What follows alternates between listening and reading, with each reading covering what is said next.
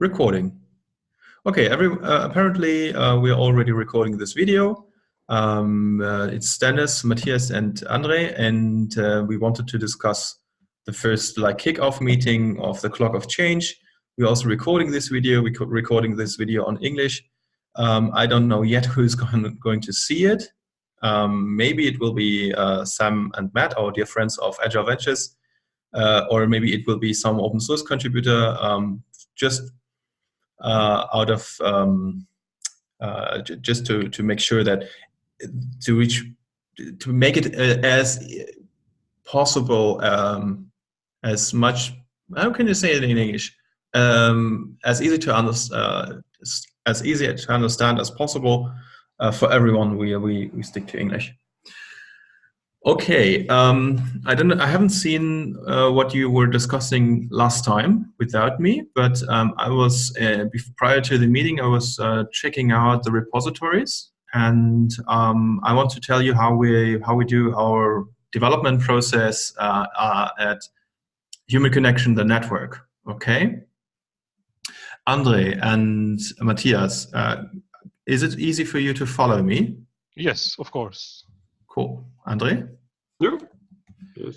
Nice. So I'm going to show you how we do it with the network. So we have our repositories, and we have our weekly meetings, for example, for the open source community. And we have up for grabs, which is also a nice way of getting other contributors. And we have Agile Ventures. So I have to get rid of the buttons. Does anyone know how I can? I can just grab it and move it somewhere else. Nice. Good. Can you see the menu actually? Yeah. Yes. Okay. Interesting. Interesting. So first of all, the videos. This evening, I was also recording one video, and we put it here into the group chat. So this here is we use Hangouts, and this is live streamed to the web, and you can put it into the chat. So other people who join the chat later, or who couldn't attend for one reason or another, they can just click on it. And then the video starts, and then they can see what have been discussed. Whoa. So that was today, okay? So if you want to do the same thing with this video, you can, for example, this is not being live streamed, but you can put it on YouTube or wherever as part of the documentation, okay? So I don't know who's going to join this project additionally. Like, it's currently just Matthias and Andre. But you never know, right? If I want to have the videos in place to give that to new people.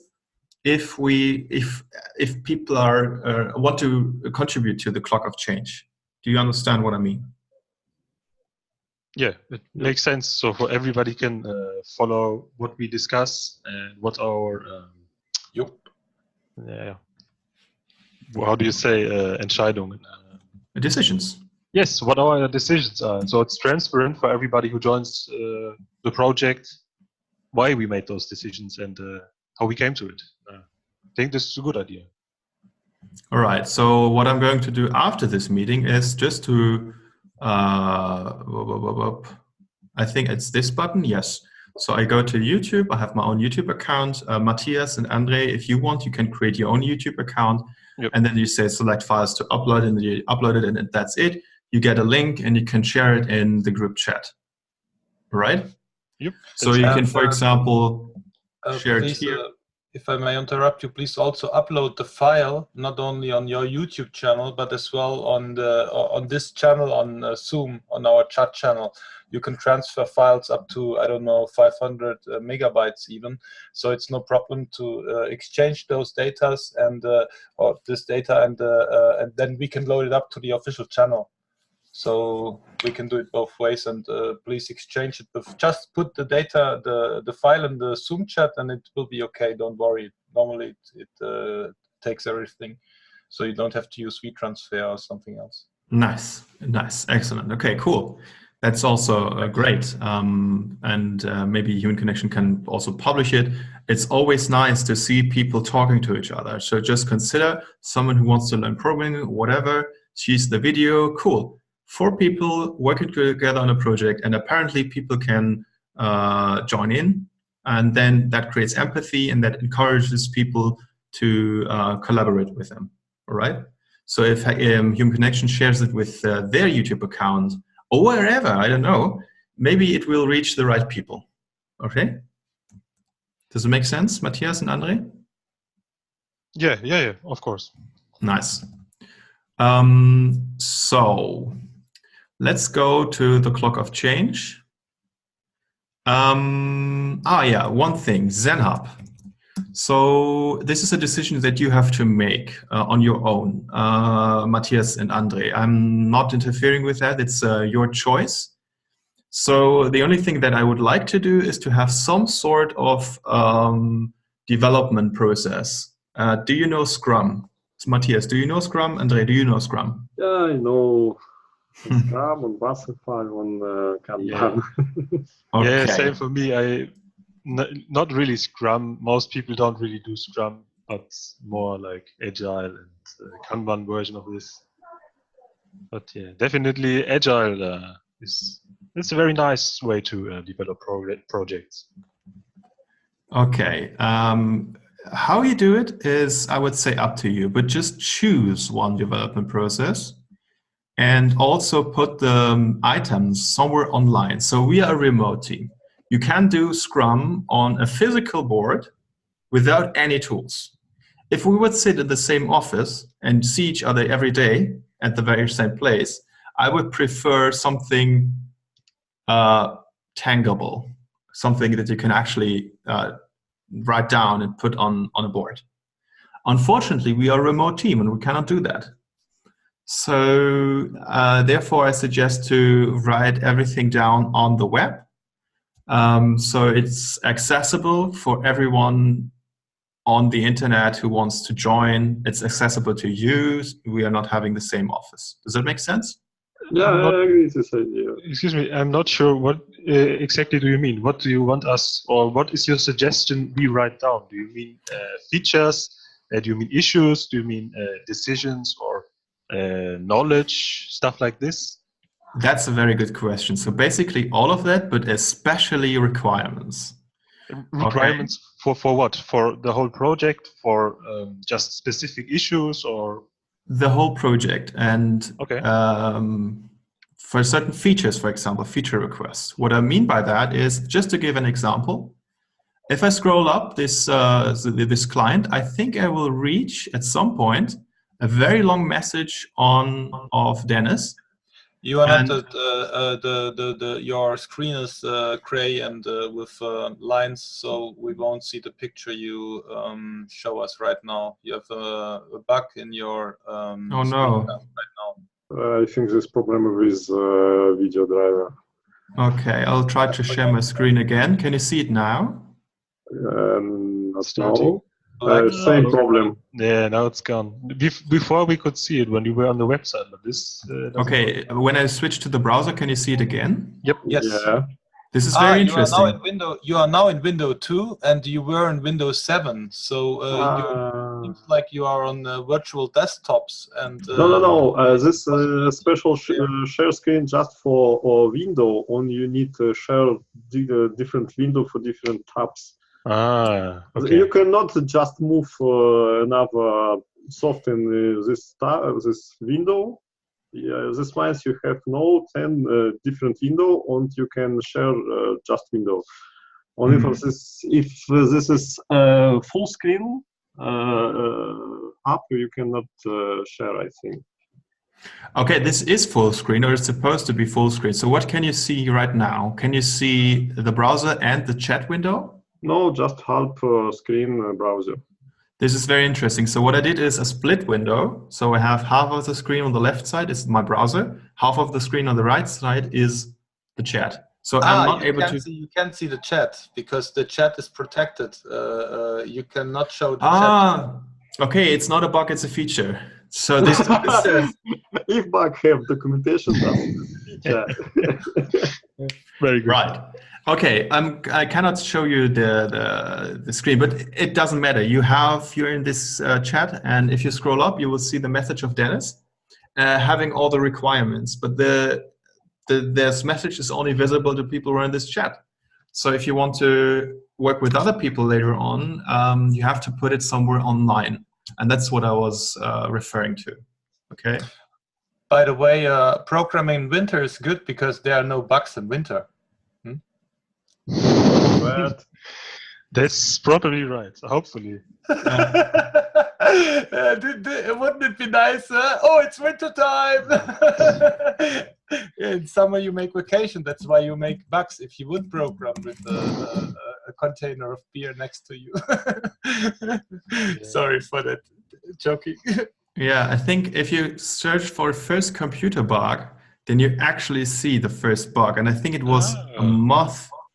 And maybe you were even right, Dennis, that these animals are not very active. No, this is real history about lamp computer, and these bugs make more problem as flight to lamp sitzen und broken lamp, and without this lamp computer cannot work. And first computer have special team, special staff with one palette with different lamps.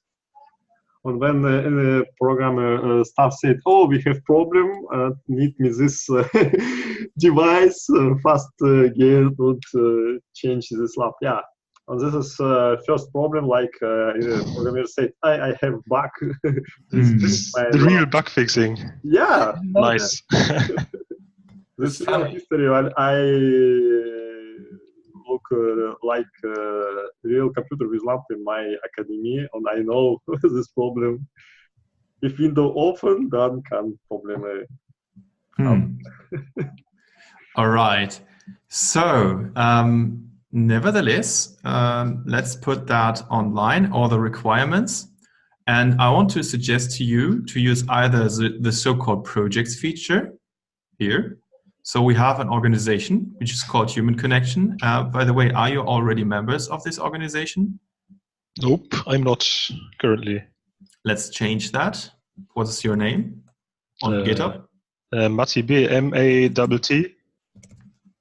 MATTHAIB. Yes. Yes. This one. The nice smiley with the mustache, yes. Mustache, yes. It's important. What is your GitHub account name, Andre? I will be connected into Human Connection team, but I don't know. I need check. I think you can find with my email, like my Gmail email, andrey.buldakov@gmail.com. Do you have a GitHub account so far? Yeah, I have, but I have different accounts, so I need to check which is actual. Okay, cool. I'm going to create the team, and then I'll try to. Andrei Mitaibu. This is my actual account. Yes, hang on for a second. So people invite member now. Okay, what is it? Andrei? I wrote it in chat. Andrei I with punkt, mit punkt. Where did you put it to? In some chat I wrote it in my... just on the bottom of the screen you see the chat window. Yeah, we have several. We have two different chats. So there's one. No. Of the whole video thing, you can see the chat button, which is the correct one.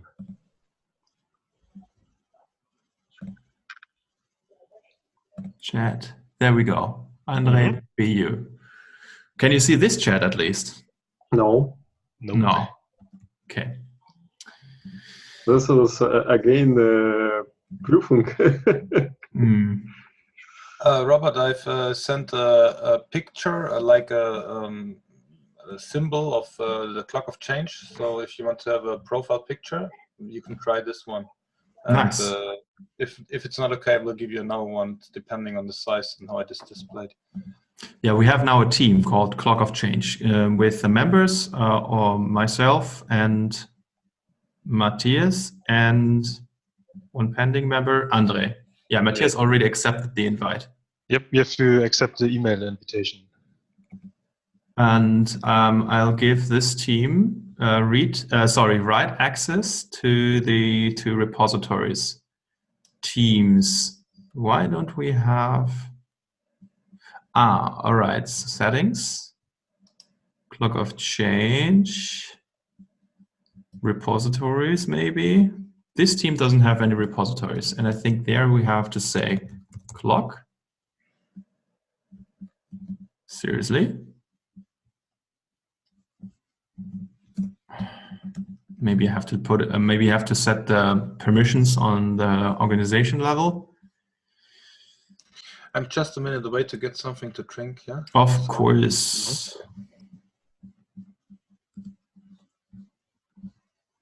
Settings, maybe.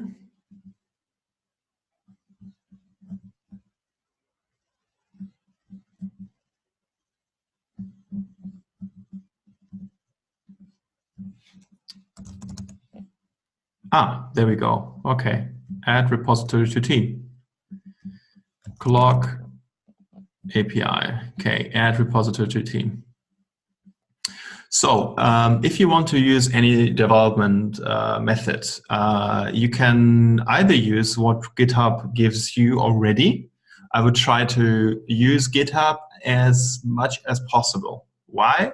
If you ever have people from the outside world, any open source contributors, they will know GitHub, but they will probably don't know any other tool that you're using. And you have to explain it to him or her. So try to use the GitHub native features as much as possible. Does that make sense? Yep. And for example, GitHub has recently introduced this feature called projects, and project is more or less a Kanban board. So you can, for example, say project board name, and then you say clock of change. And then you say basic Kanban. And then you link a repository with it. For example, our two clock of change repositories and the front end. Now these repositories are linked. I say create project. And then I have a project. Then we have our board here. Yeah, that's very nice actually. This I like to work this way because it gives you a good visual representation, and we can maybe define the status of our tickets or issues. Yeah, that's great. You can add cards, and yes, so this is it. So you say add cards, and here we can see pull requests or issues from both repositories. So you have one location where you can see all the issues. All right? You just can add issues from the repository. I'm just comparing it a little bit to what's it called? No, I think you Trello. can add like new task on Link with the same branch name, like Jira. I think. Okay. Yeah. Okay. Usually, this project board is solving the problem that you have many repositories for one application, and you have issues in each repository.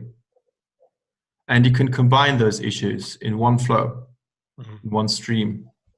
Yeah. So you can also create new cards that don't correspond with an issue. That's also possible. Okay. Okay. Yes, this was just my question. Yes, that's really possible. You can create nodes or whatever as you like. Oh, nice. The nice thing about it is it comes with GitHub natively. So if people are already on GitHub because they're checking out other open source projects, then they know this feature already. We at Human Connection the Network are using ZenHub for one reason. This project board does not have the feature of adding estimated times.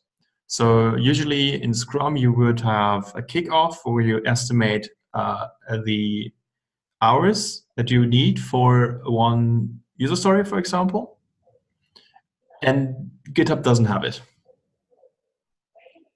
And therefore, we're using ZenHub, which is another application that's synchronizing data with GitHub. So all the issues here are from 4 different repositories. We have human connection. This is just an example. If you want to use it, it's totally up to you. It creates an overhead, right? So just consider that. It looks nice, but it creates an additional overhead. And it's depending on your use case if you really need it. If you want to estimate hours, and if that's really important for you, you may consider to use ZenHub. So here we have 4 repositories, and you can see the estimated hours in the blue circles here. Can you see it? It looks like purple. Is it supposed to be like 40 or? Yes, so this here is 40, which is a lot. But here you can see the estimated hours, and you can put in whatever you want. No, you have a drop-down of options. Nevertheless, you can estimate the hours, and ZenHub also gives you nice reports. So on Monday, we had the retrospective of our latest milestone, which is called Anubis. We start with letter A, and you can see how we progressed. And our new milestone, for example, is called Bacchus, starting with the letter B. And here you can see, like, this is the ideal, ideal line, and this is the actual line how we progress. Okay. Is it just comparing the number of hours you estimated and the number of hours you really put into it, or what is graph about? Yes, it's just you have a start and an end date, and it knows how much hours you have. Okay. And then you have the estimated hours. The y-axis is the sum of all estimated hours. Okay. And it just makes a diagonal line. It's not taking into account the weekend. Okay, well, that's right. Nice. And then you can see, okay, how much are we on track? So this is the feature of here are the features of ZenHub. You can try it out. It's for free for open source projects.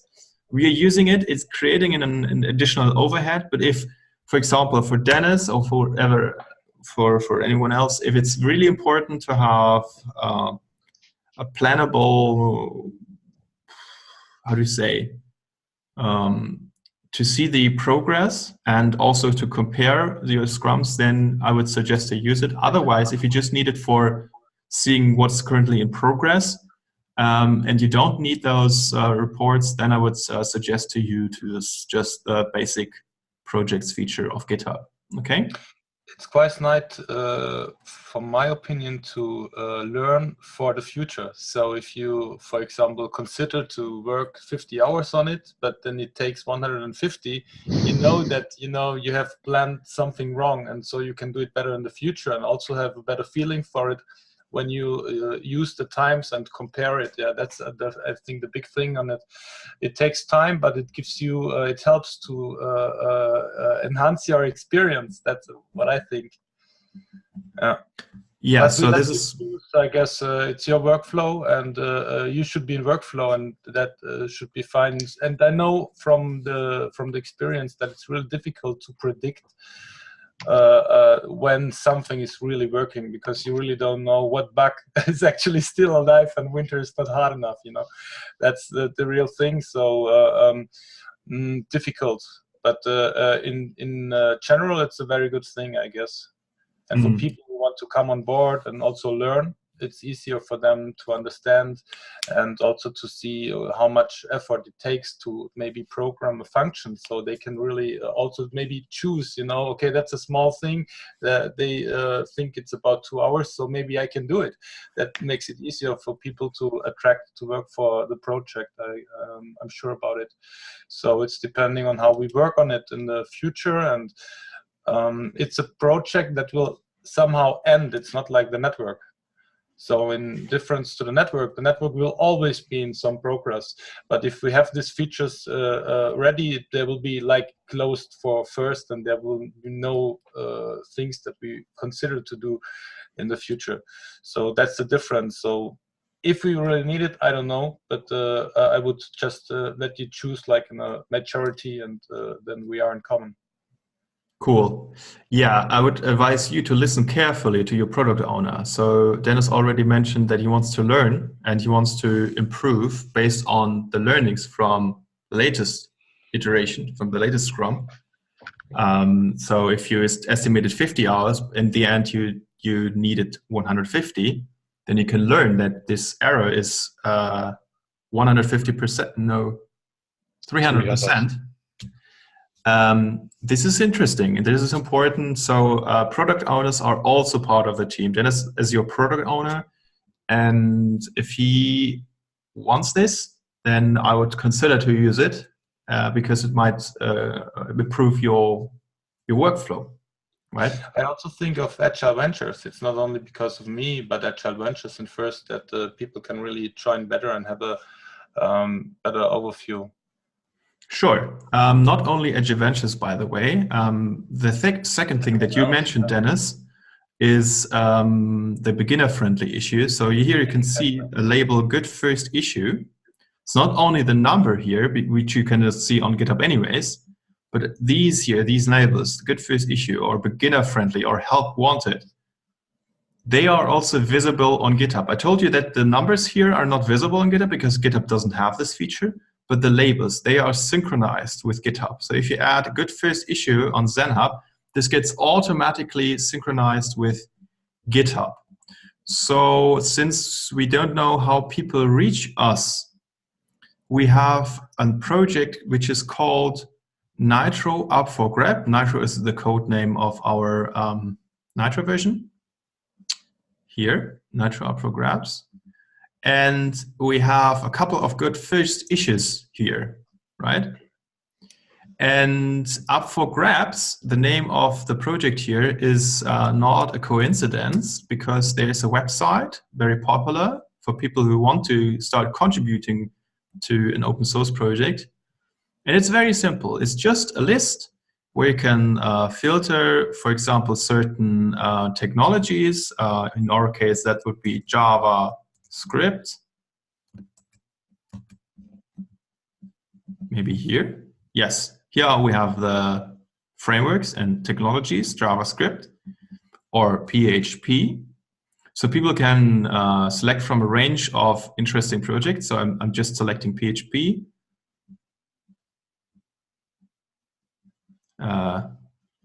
Where are they? Popular.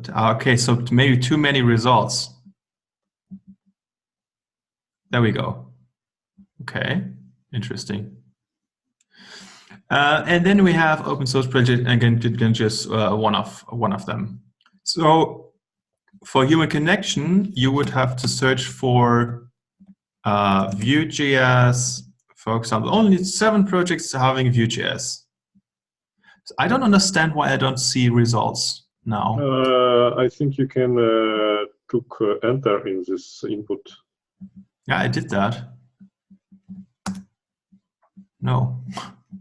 It's strange. funny. So I think this is a bug. This wasn't there before. What happens when I search for the name? So here you can search for a name. Okay, then I can find it. So this is our project, and if you click on it, then you get redirected to a link and you see this project board, and it's already filtered by Good First Issue. So we are actively showing all beginner-friendly issues to everyone who wants to join our project. Okay. Just consider that if you want to do such a thing. There's also code triage, I think, which is similar. Also, don't worry about the times. It's not that we take the times to kill you afterwards. Yeah. Don't worry about that not. because we know. I think that everybody will do his best within that project. It's not Coca-Cola you're working for. Yeah. And yeah, this website is very similar. I have to. We didn't register human connection here, but it works very similar. You just say JavaScript, and then you have a selection of nice projects that you can contribute to. For example, Atom. Nice. They are also here. And then you have issues. And then you can immediately start. Interesting. What the heck? Authorize code triage? No, actually, I don't want to. Nevertheless, this is how it works. Just consider that your project or your Kanban board is not only for you yourself, but also for the outside world. Does it make sense, Matthias and Andre? Yeah, definitely for me.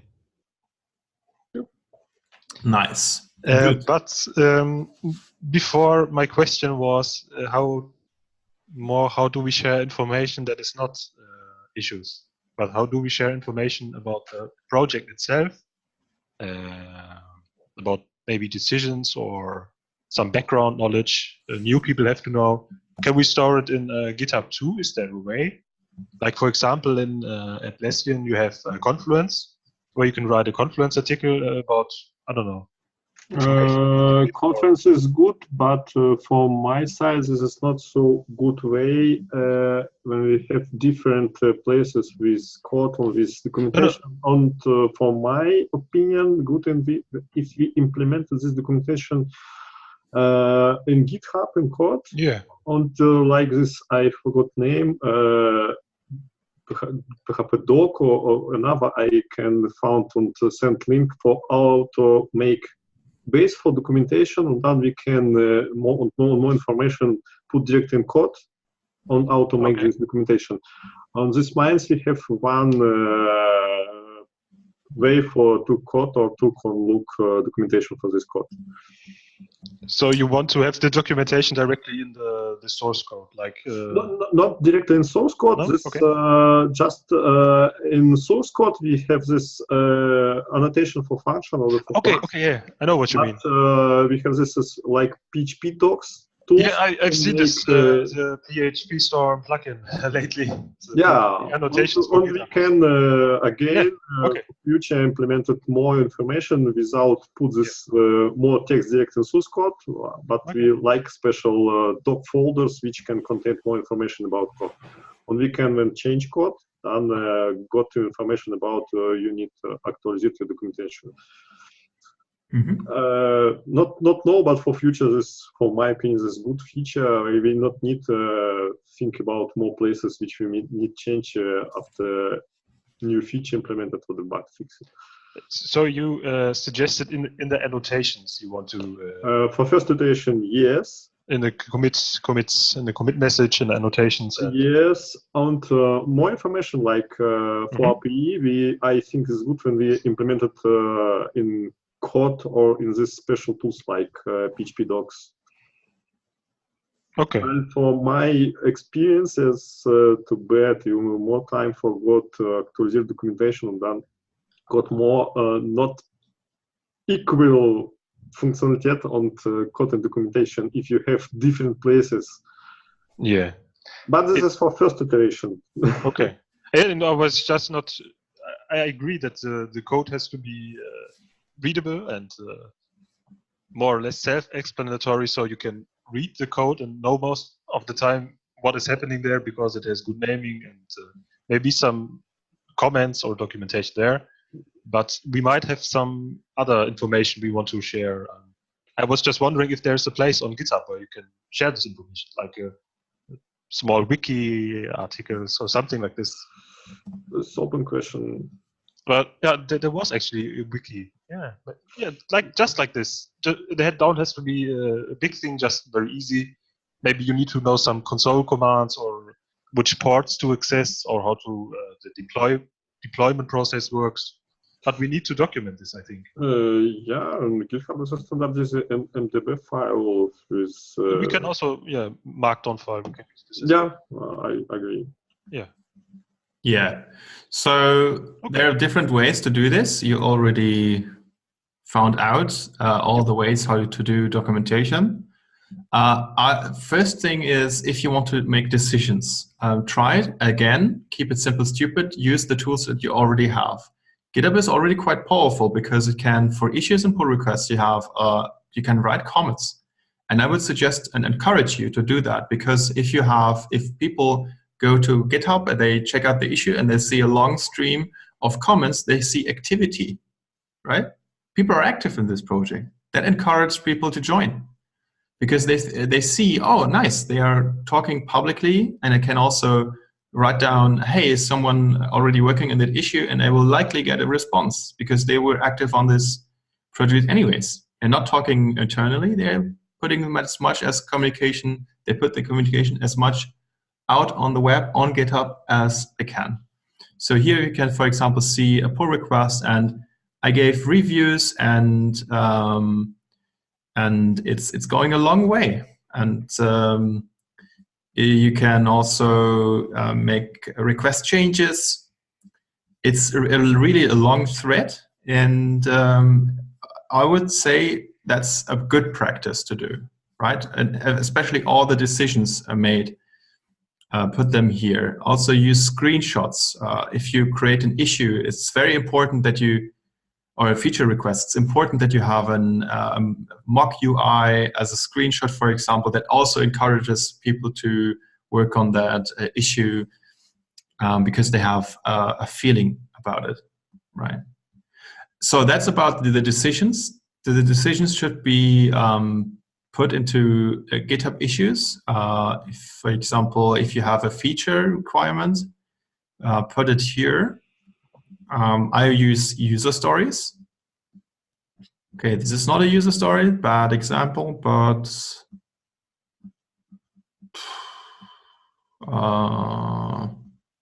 maybe this one here. Okay, this is a user story. It would be great if we would have some kind of screenshot. You can also use feature templates. If you create a new feature here, then you can create a bug report or a feature request. And there you already have some kind of template. Okay. So put as much as you can on GitHub. You can also use the wiki. I rarely use the wiki, but you can do so if you want. You have this editor here, but basically this is all Markdown after all, at the end of the day. You just can use it on the browser, right? You have this nice editor here, and you can use the buttons. That's probably a lower barrier for people to write documentation or something, right? Yeah, I don't know. I think issues should be enough, from my opinion, but it's up to you. If you want to use the wiki, go ahead. What I definitely recommend you to do is to have a really good README. So people told me, for example, that Rundfunk Mitbestimmt has a really amazing README. And that is because many people have checked it out many times and iteratively increased the README. So you have diagrams, and you have a nice picture of how the testing works. And then you have a detailed explanation how to set up the installation, which actually works because many people are doing the local installation. And if they run into errors, then they can reprove the README because, for example, certain steps are missing, right? So I really advise you to write a good README. This is really important. You can also, just as the wiki, edit the README directly. You have this edit icon here, and if you click on it, guess what follows? You have your editor here, and you can always preview your changes. If you change something, I don't know, remove that, then you can see the difference. This red indicator It's telling you this was removed. Okay. So you can either use the wiki or you can edit your README directly if it's already marked on. For me, it doesn't really matter. I don't know if it matters for you. No, for me it doesn't. Good. So let's check out the repository of the clock of change. Here we have our first thing to do. So 0 issues, security vulnerability. Oh, this is... You can update this dependency and fix and make your first contribution. All you have to do is to update this dependency to a newer version. It should be easy to solve. There are no issues. If you create a new issue here, it will show up in your new project. Okay. We should maybe, I don't know, just find a basic workflow we want to use for the issues. Yeah, that's hard. It's hard to find a basic workflow. I would say we should practice and pick five features from the long list that Dennis gave you in our chat, and pick the 5 most relevant that you think are the most relevant, and try to create five issues on GitHub, and also add the flesh to it. That is, add this, create a user story explaining who wants to do what in order to do and why he wants to do it, right? So always try it. Sorry, just to interrupt, but this is actually one of my first concerns. So, who's writing the issues? Is it a product owner writing the issues, or are we writing the issues? Because actually, as developers, we are more or less making it work, but we do not think the features, or we do not come up with the feature ideas, and we do not maybe have the background knowledge that the product owners have. So it's this is a question I have. Who creates all the issues? Yeah, that's a good question. It's hard. Writing good requirements is a difficult job. And usually you're right, the product owner is responsible for writing those requirements. However, I would say you should help each other. So I would say there's so many requirements, and Dennis has his own mental model already. He thinks that everything is clear because everything is clear to him. But you, as the newcomer, you don't know these requirements. And therefore, I'm asking you this time to pick 5 requirements that sound reasonable to you, that you say, okay, I think I have the idea what this requirement is about, and create a user story for it. And then come back to Dennis and ask Dennis, can you check out the issue here, link? Can you tell me if I understood it correctly? Or would you add more to it? And then you update this issue, okay? So for example, I'm checking out the long message here, which you cannot see because it's Zoom. Yep. And I'm reading out loud in German.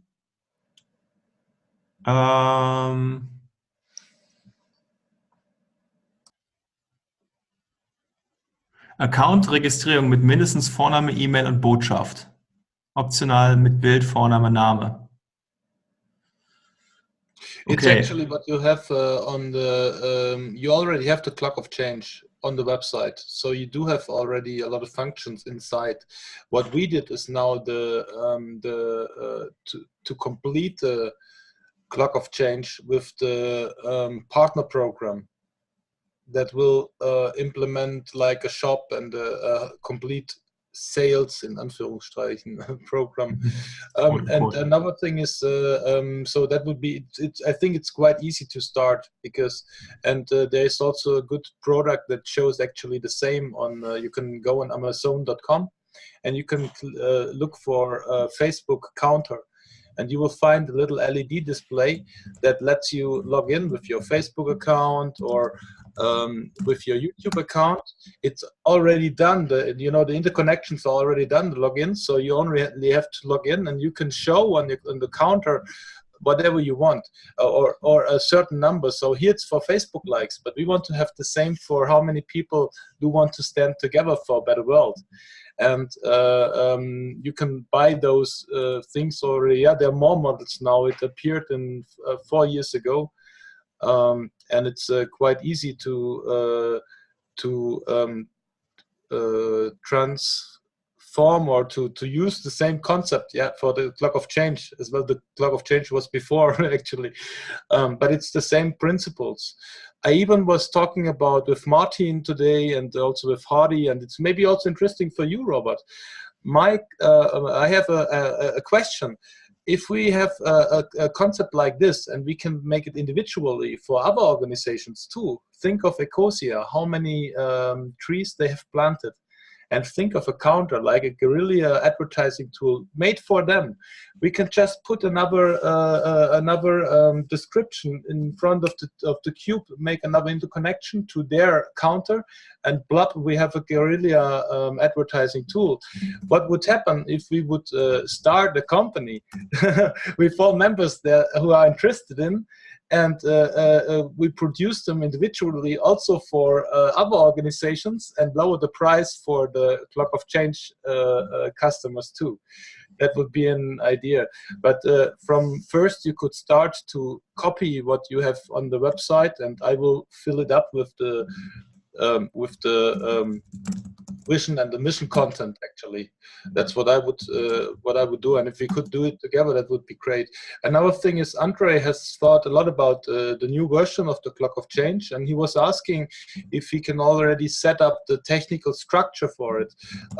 Before we go now into the details of the description, I would like to hear Andre's inner plan and what he would have planned to do. So what would have been the next step for him, especially? What have you thought, Andre, about the basic structure? Because you said you would like to set up the technical base, and then everybody could start on that. That was like the what we talked about, or as I understood. Yeah, I talk about this idea. I know we have this architecture like 2 different repositories with 2 different functions, like API onto front end with JavaScript, and we can make same logic, 2 different parts, and we can make for future different front ends if we need, like with React, Angular, Mustache, or directly with HTML and JavaScript can make so. And for Andre, do you want to share your screen? Maybe I will stop sharing my screen. No, I look your screen. I haven't information which I can show now. I just spoke about idea. We can provide 2 different idea, like now. 2 different repositories, one for front end, and this front end concern just without direct connection with database, on with storage, just with API. And in this situation, it's good when we make 2 different, now we have logic, yeah, same, but with 2 different Programmiersprache.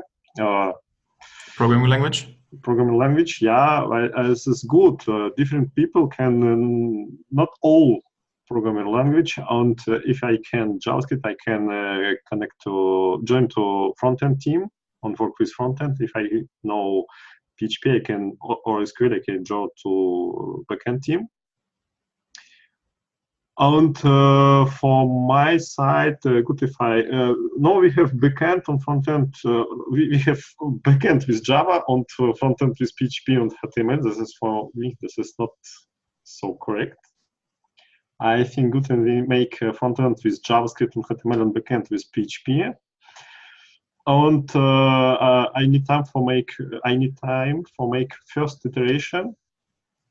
With structure, with all tools which we need for backend and for API. example Laravel or self-made version or another. And then I can present here and make a first example for frontend with simple template engineer like Mustache. And we can speak about which feature for future is best for frontend system for Matthias or for another people. And if for another people come to say, oh, React is best, this kind of problem, you can make a new repository which can work with this API and can make parallel version with Angular or with Bootstrap or with another bibliothèque. Yeah, so to give my 2 cents in here, you're talking about re-engineer the code base, and I'm open for that. You can re-engineer the code base if you want. If you choose any kind of framework, always consider that there is a future after you too.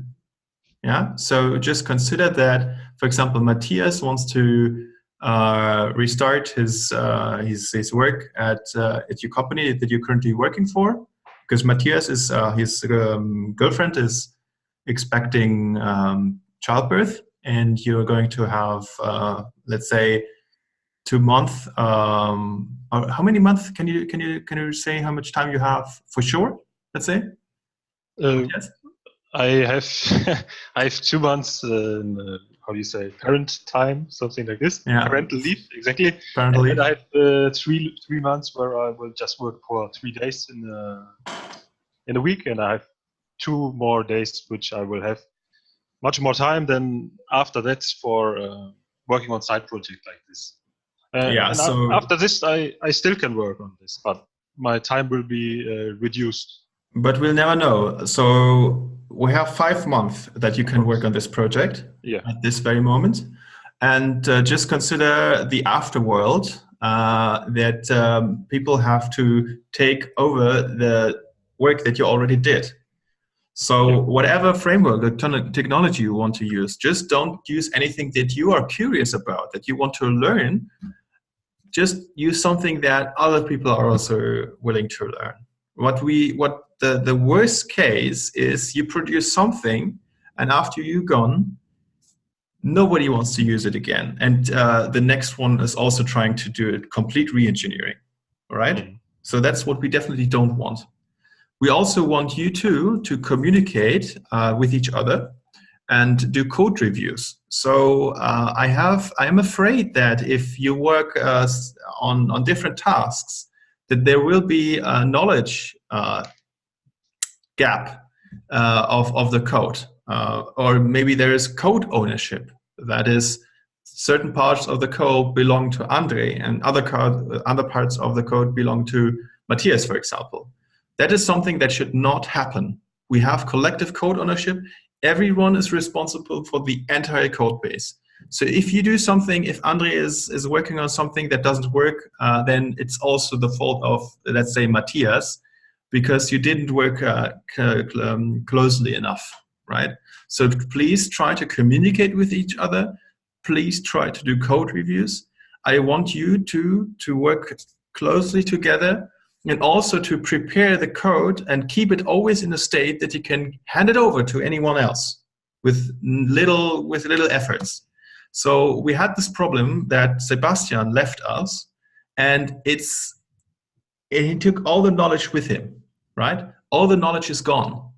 And it's really hard for us now to catch up with what he did. And now Andre is suggesting to do a complete re-engineering. Probably because of that, because it's the effort that would have been the effort to learn what Sebastian was doing maybe equals the effort that you would have to do to completely re-engineer everything, right? So that's probably the reasoning for doing the re-engineering. Or maybe Andre, what is the motivation for the re-engineering? I have 2 points from why I think good when we re-engineering for API. First of all, this is with JavaScript. This is not for place for this programming language for my side. On second part, we cannot work in frontend without JavaScript. So this means when we have both paths with JavaScript, this means we not need PHP and lots more people which can PHP. Second part, this is repository with JavaScript API function. This is not too big. And haven't just power function. But so just to get this right, you're suggesting to use JavaScript on the backend. Is that correct? I do not like this situation. I know why we have this situation, JavaScript in frontend and JavaScript in backend, why we have more JavaScript and entwickler and not development, yeah. And we have problem if we need one backend function, we haven't PHP entwickler, we used which we have. But this is not too good for my opinion. This is another architecture. Yeah, but it's great. This is not too big problem. But for now, in clock of change API code, we have not too big function, but we need more and more. And in this step, we can make re-engineering and make all new functionality with PHP. So you're suggesting to do the re-engineering for the backend part only? Yeah, just for backend. For frontend, we need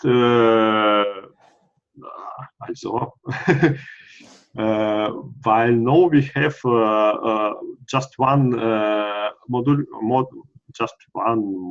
for WordPress. But for future, we need one isolated site for clock of change with more and more new function which cannot have dependencies on WordPress. Yes, of course.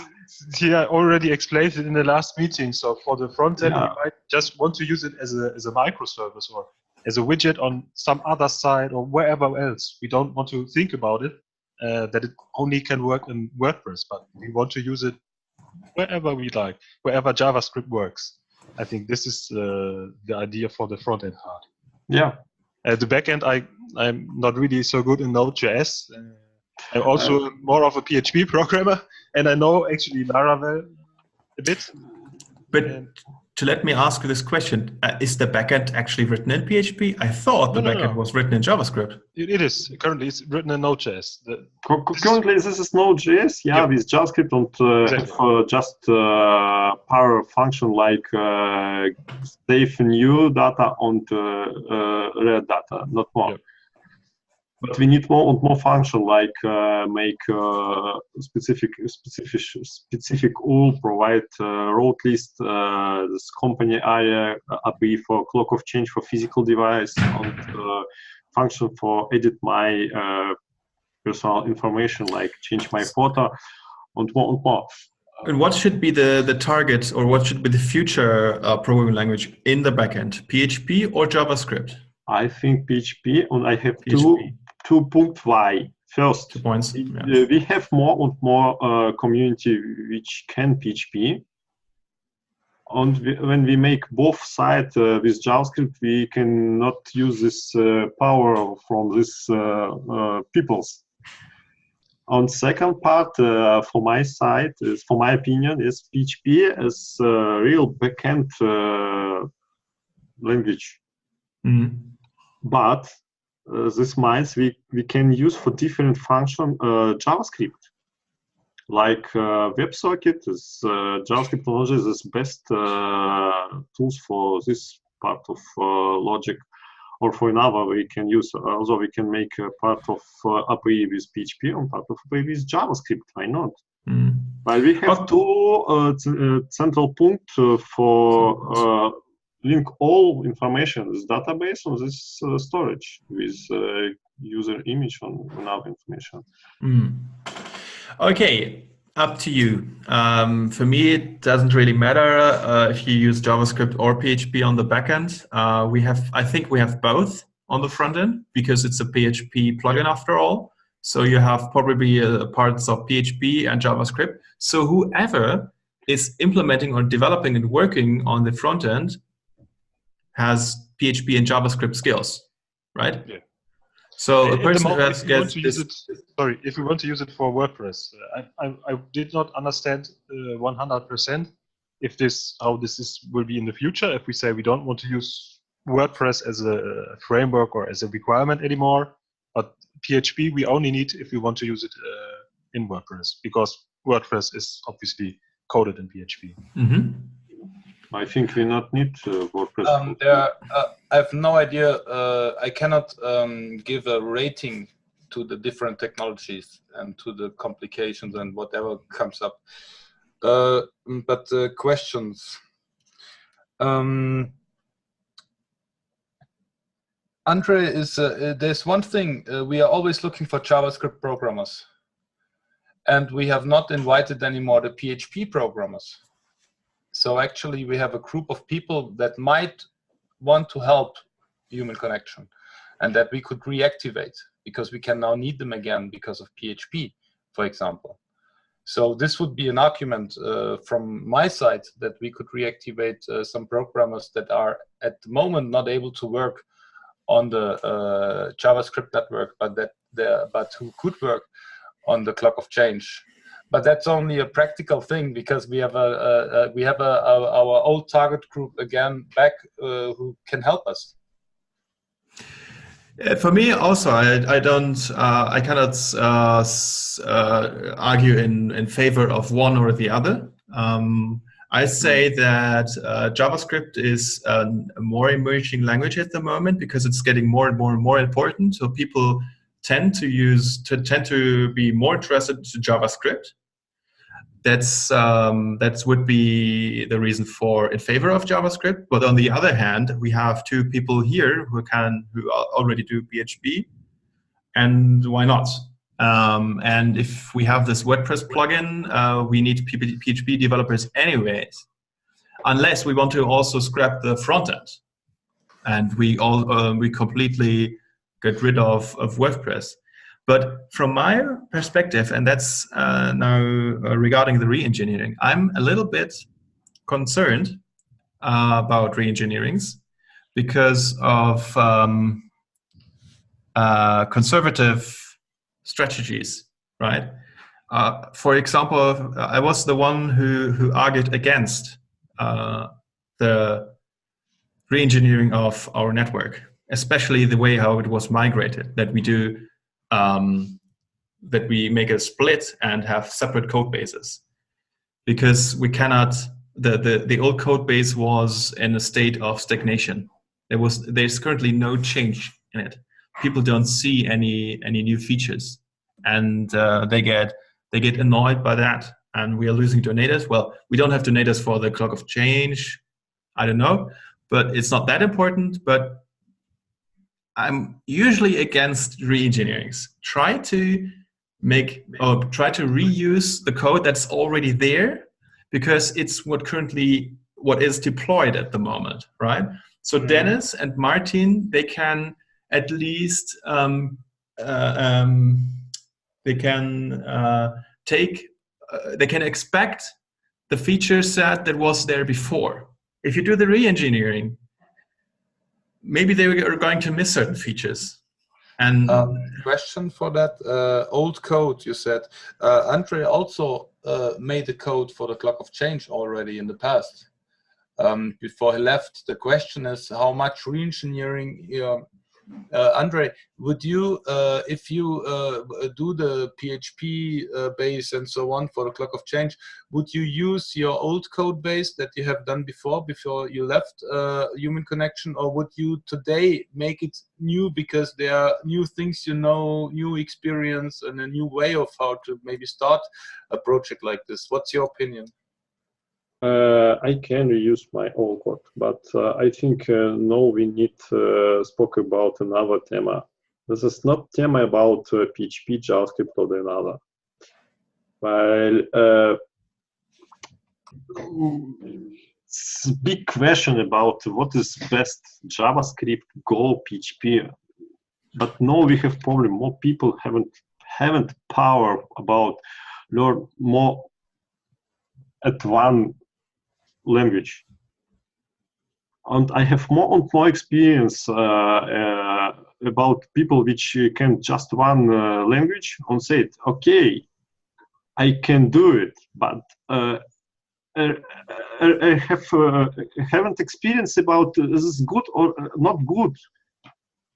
And first point, I think we need to stop spoke about one person said this is best, but we haven't concurrent opinion about yes or no. While JavaScript, this is multi-thread interpretator. And just 10% know this. This problem. PHP haven't thread process. This is one extra bibliothèque for this. And JavaScript haven't good bibliothèque for permanently connected to database and work with this process. It's just new feature in this interpreter. And I think this word JavaScript, PHP, Laravel, WordPress, or no, this is not the point which we need to diskutieren. To discuss. No, to discuss. I said, no, we have this JavaScript API. This is not about JavaScript, it's not too good. We have small code. On re-engineering costed just 1 or 2 weeks for make whole logic with which we have now.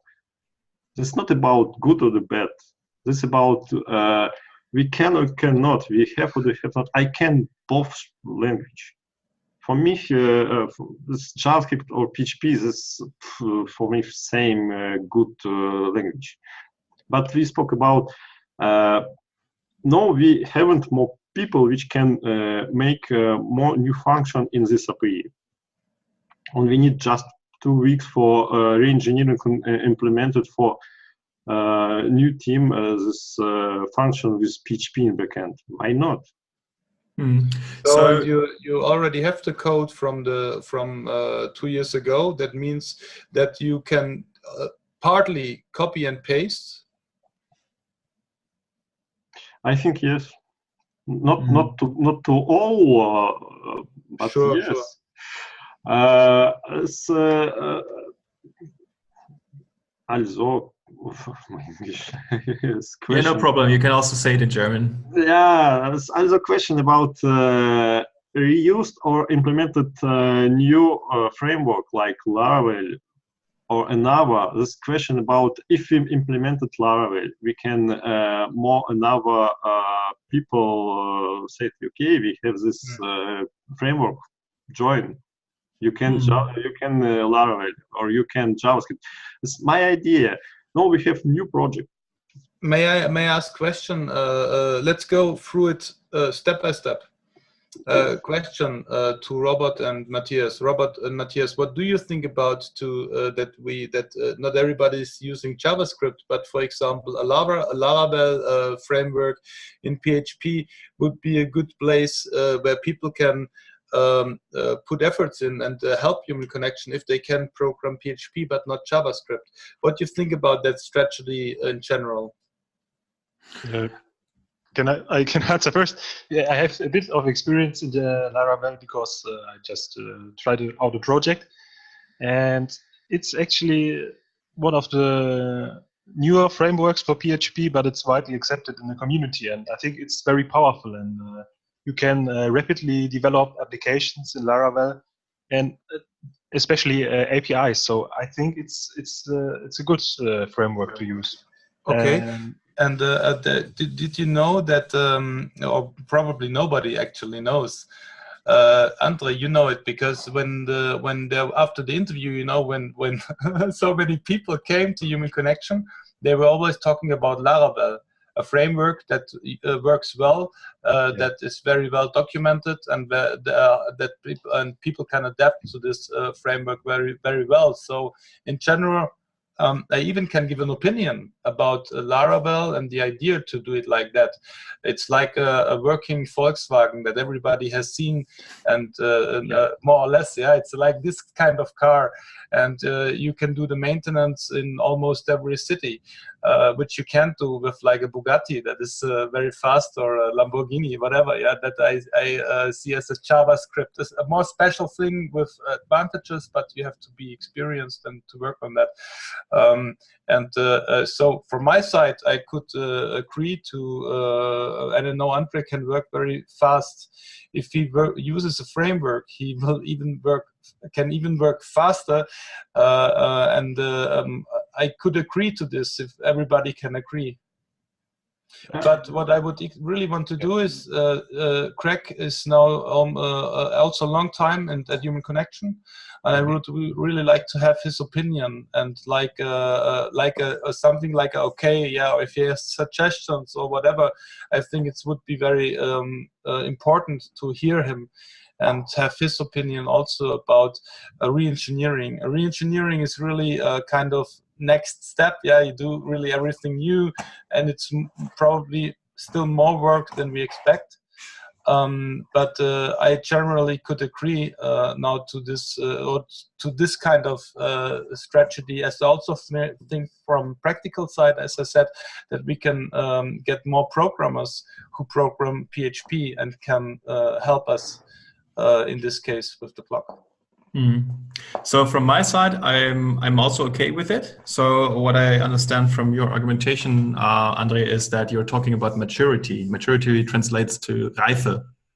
JavaScript on the server is relatively young, whereas PHP was designed as a server-side language, and therefore has best support for relational databases and so on. Yes and no. Naja. For first argument for my side, we need for more. We need make issues with friendly Programmiersprache for community. Friendly, yeah. Yeah, and in this situation, we need good project for small parts, like database architecture. This is tema for SQL peoples, which can SQL. API, we can make two different parts, half of API with PHP, half of API with JavaScript, and we have another part, this is front end, and we can make two copy, one with Angular and other with Mustache, I don't know. And in this way, we need just understood, we need good project for small part, and we need know with actual resources just one way with different situation, but we can say, okay, now we make it this part with Laravel and PHP, but we have documentation on architecture and now it's work. And if you have power and you know Laravel, just help for modify it. If you haven't, and we know haven't entwickler which can again work with this part, okay, re-engineering is a good way, but not for whole project, just for part. Yes, that's where you got me, by the way. That's why you convinced me when you said you want to re-engineer the backend part only. Yeah, just for backend. No, I look at code, it's not too big logic, and cost not too big time for re-engineering. And second positive moment, we can say for PHP stuff, herzlich willkommen. We have PHP part of logic in this situation. Why not? Also about CSS or less have same word like JavaScript and PHP. Why not? We can just took an idea. No, this is CSS, but why not for future use less? Exactly. So I'm with you regarding the backend. I'm open for you to re-engineer it. Dennis, to give you a comparison, the re-engineering that Andre is talking about is not as heavy as the re-engineering of our whole network. Why? We're not changing interfaces. Usually, front-end and backend talk to each other through the API, which is the abbreviation for Application Programmable Interface. So the A in API is called Interface Schnittstelle. Yeah. We changed interfaces on the network, right? So we're going from REST, which is one type of interface, to GraphQL, which is another type of interface. Wherever you have to change interfaces, you have to change both ends of communication. That is, you have to change the backend part and the front-end part, right? So when Greg was telling me that he's planning to do to changing the interface and doing the re-engineering part, then I understood that we really have to make a massive refactoring, or a massive, well, in our case, re-engineering. Mm-hmm. Whereas Andre is suggesting to us that he wants to start with the backend only, not changing interfaces. The front-end at the moment can stay as it is, from what I understand. And we just change the backend to PHP stack, which shouldn't be that much effort, because it's not that heavy logic. And I would say it's okay. I'm okay with the re-engineering part for the first iteration. Exactly. Yeah. For second iteration, we can provide parallel another front end, parallel with WordPress. And in this iteration, we can more new API function provided in backend. Yeah. And talk about which technology we can implement on the front end. I'm okay with that for the first iteration, and the second iteration we can still decide if you want to change the front end or not. I could also imagine that people want WordPress for one reason or another, because WordPress at least is one of the most widely used applications for blogs and websites. Maybe this is a sale advantage. Maybe people want to use. Maybe people want to use it as a WordPress plugin. I don't know. We will see. But we don't have to make that decision for the first iteration. It's quite easy to find employees who can maintenance WordPress. So that's the real good part of the story. And it's easy to, it's for us easier afterwards to work really with this tool. And as long as it is secure enough, it's okay for me. Actually, it doesn't have to be the fastest, super light speed website, but I think the security thing is okay for me at the moment. I agree to those things. It sounds not bad. Good, Matthias. What do you say about it? We also had a bit of this discussion the last time, and I generally agree that we can, if we separate the back end from the front end with a good interface, in a well-documented interface, this would be a good thing. So we could switch out the back end, and we could have maybe two front ends in parallel, one WordPress, and on the second iteration we wanted to have a new front end, and we could change this. So I agree. I generally maybe not changing the front end, just add one more to it, right? Yeah, that's what I mean. A parallel, another version. So just for the WordPress people, just give them the WordPress plugin. But as we know the interface, we know what data to expect. We can build another version of the front end that can be used in parallel. And I generally think this is a good idea. And I also have a bit of experience in PHP, and for reviewing, I think this would also help. Good. Okay. Well, then we kind of agreed on that. Okay. So, but I would like to keep the WordPress plugin for now. I would suggest you now to recap on everything that we discussed today. Like, how do you want the Scrum? Do you want to use ZenUp? Maybe you don't want to use it. Maybe you want to publish this project on websites where you can find other open source contributors. Set up a routine that you don't merge code that wasn't reviewed by one of you. That is, by the way, something I want to enforce. I want you to change the settings of the repository. You can do that now. You have write permissions and you can change the settings. Please go to GitHub and configure the repositories that nobody is allowed to merge commits into master without a review. And you can do the re-engineering, but please keep the WordPress plugin for now. Another thing that I want to suggest to you is to use Docker for easy onboarding and easy setup of a local development environment. With our WordPress site at the moment of Human Connection, by the way, this website here is run by WordPress. You see this website? Okay. Yep. If you have a WordPress plugin, I want to suggest to you that you use Docker, so you can develop this WordPress plugin locally on your machine, and everyone else who's joining the project can easily set up a local WordPress instance with this plugin installed. Okay. So I did that once, and it's actually very easy. If you go to my user account and you go to a repository which is called Solution, okay, you have to search for it. I did that before. So I did a Docker setup with WordPress for exactly that. Okay, it's not there. Oh, right, yes, it's private. It's private property. It's one of the, I think, the only repository that it was working for, which is closed source. Okay, you can ask me, and let me see if I still have it.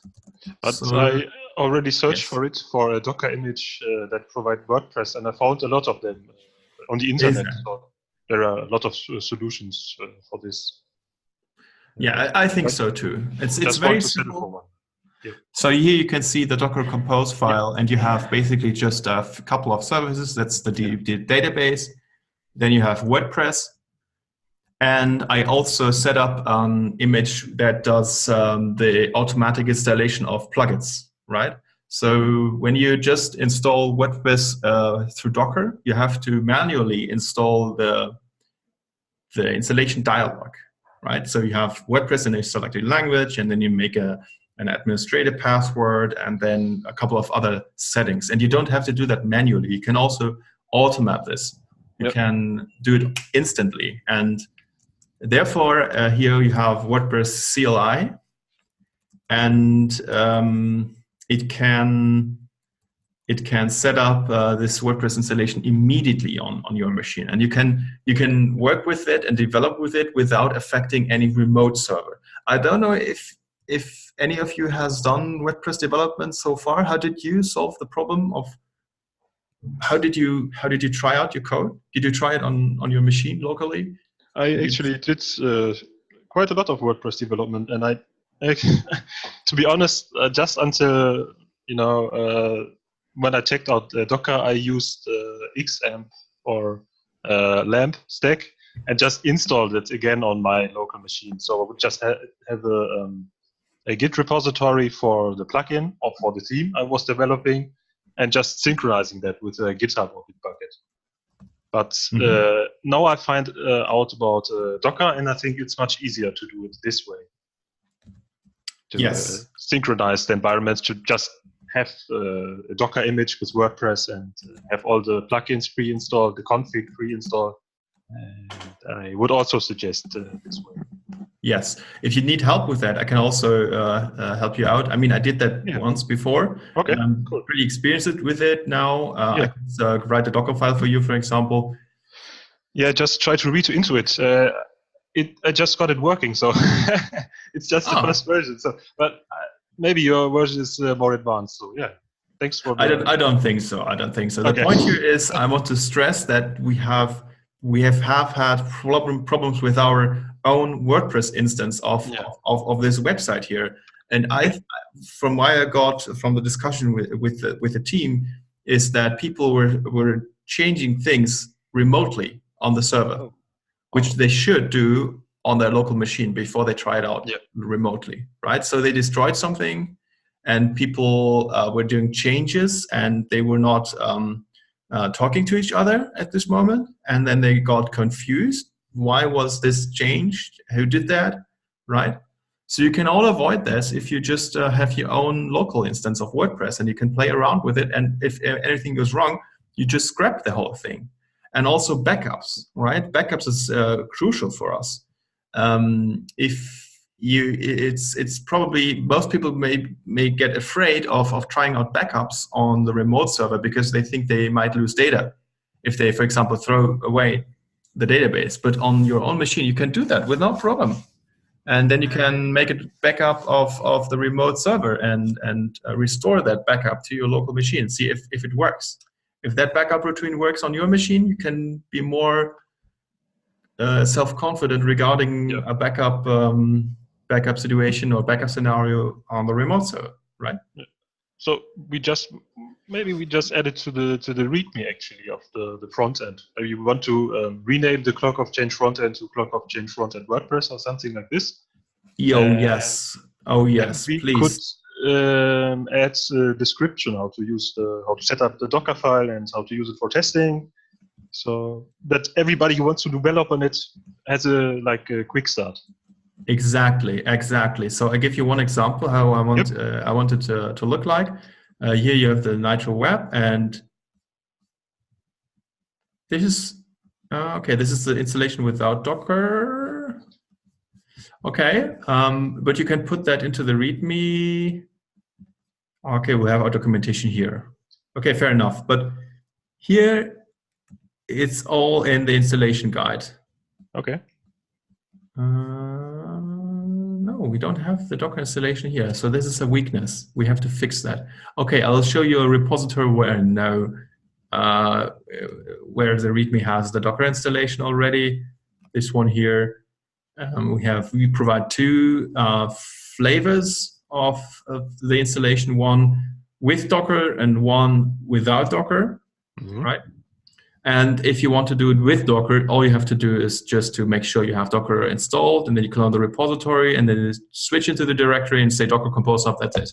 Yeah. And then you have to wait. Everything goes magically, and after 10 minutes, after all the dependencies and all the images are installed, it's there. It's up and running, right? Yeah. So that's awesome. That's really great for new people, for having a quick development environment set up. You can also, for everyone who doesn't want to use Docker for one or another reason, you can add a section local installation without Docker, for example, where you have to make sure that you have all the dependencies in place if people want to do that, right? So you can let them choose. Okay. Yeah. Nice. All right. So I think this is enough for now. I mean, you have to do some decisions, and you want to do the re-engineering of the API. You want to make code reviews. You want to enforce code reviews. You want to make the Docker environment for the WordPress plugin, and you want to write the installation procedure here, right? README is empty. This is something you have to improve. Write the installation procedure in here. Yep. And yes, I would say this is definitely enough for today. What do you think? Yep. Agree. It's really difficult for someone who is not who understands train station. I don't know if that it's a German proverb when you don't understand anything. Sometimes, no, I get the principles of what you talk about, but actually, it's really difficult for me to first of all have always the right question, second to understand things, third to decide things, and I always I do not feel very well to do it right, you know, in what is really needed. And Robert, I need to ask you somehow how we can do it, because you're really connecting people, not only on I want to have a button, you know things, and you know principles of programming, and that is really a big value, I guess, for also tonight's meeting here. If I would be like alone with Andre and Matthias, it would be so difficult for me, because I would not really be able to guide those guys, you know. I would say I have no clue, so do it yourself, and do it in your responsibility. Yeah, that's the thing. But actually, we need to get it to a community project, especially with Agile Ventures. They're actually waiting for our action to contact them about the clock of change as well. That will coming up next. That will make things more difficult, or not difficult, but it's a challenge, and to get everything right, within a new team, and this challenge. So that means I have no clue how I could do it alone. To be sure about what I'm doing, and to also to carry it in the right way to Agile Ventures. So I really need your support, maybe not only for the first time, but let's see. I will try to help in the way I can. Yeah, good that we have this video in place now. And also regarding the responsibilities, Matthias and Andre, it's still, you have a lot of responsibilities your own, right? Especially the code ownership thing. Don't write code that no one else can maintain, right? Always keep in mind, there's the afterworld. Maybe I will leave the project at some point. You have to always deliver documented code, code that someone else can take over, right? So this is, I would say, even the top priority of this project, next to doing the requirements right, because the clock of change is so it's hard to understand to newcomers what the purpose of it is and what are the requirements. It's a lot about communication. So that's also, these are the two priorities in my opinion.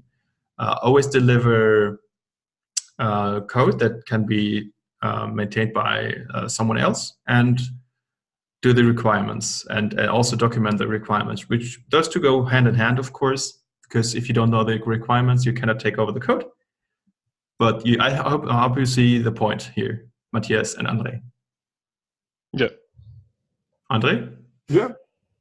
Good. Cool.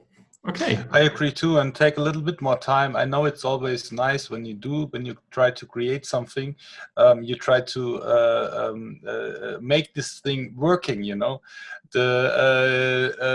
then you at the end of the day, your workspace looks like hell when you have a lot of tools there, when you do something mechanical. So, but when you do every step, if you plan your steps and you will put back your tools, you will find it easily again, and it takes a little bit more time, and please take the time to do the preparation and in before, so it will be better for everyone. So please document all the steps you do, and not document 2 weeks later or 4 weeks later. I think this is always more difficult because you have to remind yourself. So please have your working sessions with put it in steps, like the little preparation. You do something, later you document it, and you maybe write in your next plans, or you communicate this to the other members of the programming team, or me, whatever. Yeah, there's. I think it's especially the documentation is really important. Yeah, Robert is right, and then we can go forward to Agile Ventures, I guess, later. Yeah. Yeah, or we can send them this video as an introduction.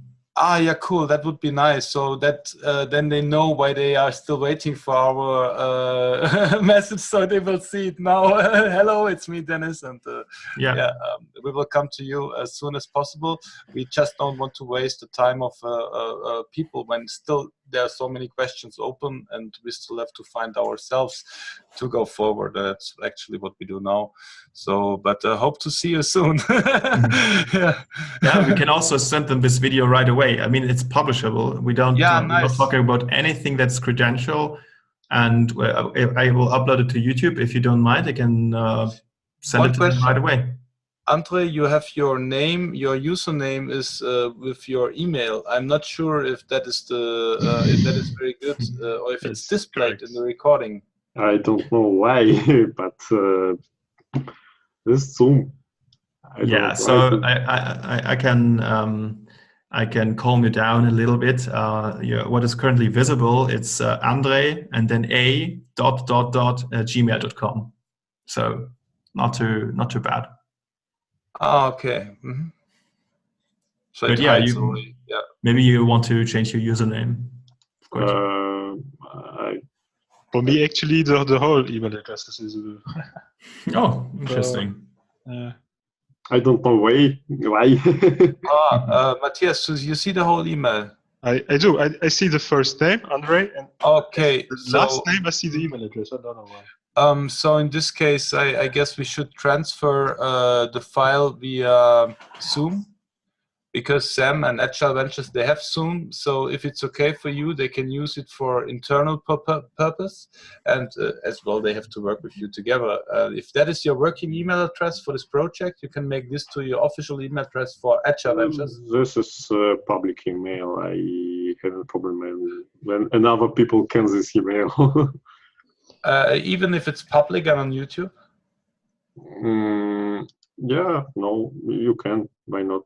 Because I can, it's not difficult. If we exchange this file now via Zoom and they use it only internally, it's no problem. If I can modify the file that you will never see the email, and I think this is not a big problem, and I have in my Gmail account special for like spam. And when more people send for me not a good message, I just have more power for marking and spam. Yeah, so, sometimes it's not too bad to have Google in the background. Huh? It's about security against no, for my side, it's not a big problem if other people look my email in this video. No, it's okay. I think it's okay. When you're fine with that, then Robert, you can upload it, the video. Cool. Yeah, yes. Everybody's fine with it, I think. Or is Matthias something that did we talk about something that is not okay for you, that the public knows it, or Agile Ventures? Was there something? Everything's fine. You can, of course, publish it. Okay. Okay, cool. Yeah, super. Then uncut version. Here you go. Yeah, super. All right. Do we have more questions about anything? Is everyone happy? Does everyone know what to do for next week, for example? From my side, I think good enough if I make first Docker with first edition for PE is Laravel example. You can also use Docker on the backend. You may do the re-engineering, but you can have a Docker setup for the backend and the frontend. Yeah, that would be great if we have two Docker. Yeah, I think good when we have two Dockers, and we can make for future one Docker with both. But for future. Yeah, why not? For first iteration, two Dockers is not a big problem for my side. Only we have two. People which can make two different. Yeah, it's not difficult. We are using Docker in shared, so we have several repositories, and we are using Docker in all of them. And it's possible to join to a shared network, right? So you start Docker in one repository, it's creating the network, and you start Docker in another repository, and they both can connect to each other suddenly. That's possible.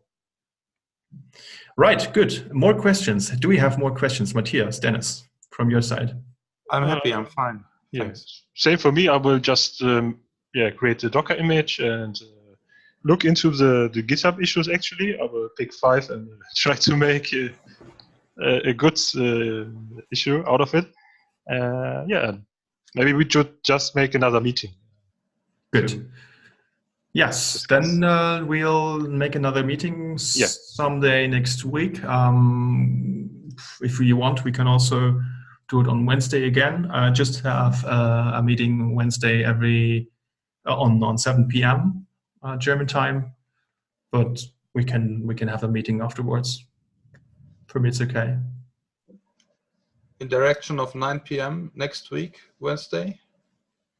Okay. Okay. Yeah, good. super. Then I will stop the recording and say goodbye to everyone. Thanks. See you. Have a good night. Bye. Have a good night, everyone. Goodbye. Good night. Night.